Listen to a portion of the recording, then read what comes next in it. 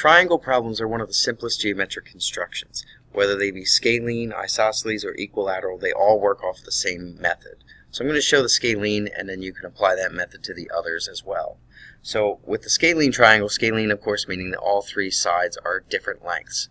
In this example we're given segment AB as the base, and then the two on the side there, AC and BC, are both the individual side lengths. So since each one is different, we're going to base it off of what's provided. So the first thing you need is your compass, and I'm going to set it up to match segment AC. So pin and lead, make sure that they're identical. So that's point A, which means I come over here to the point A on my base, and I'm going to make a small arc up above. Make sure it's there. Now I'm going to set the compass to point B over here and C.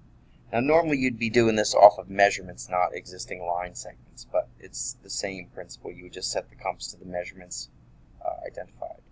And we need where it intersects, and look at that, just a little bit off, so I'm going to reset. We need them to cross.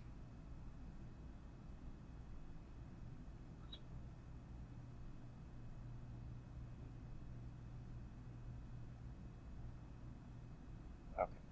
So now that they cross, that point is the other side of the triangle. So now it's just connect the dots.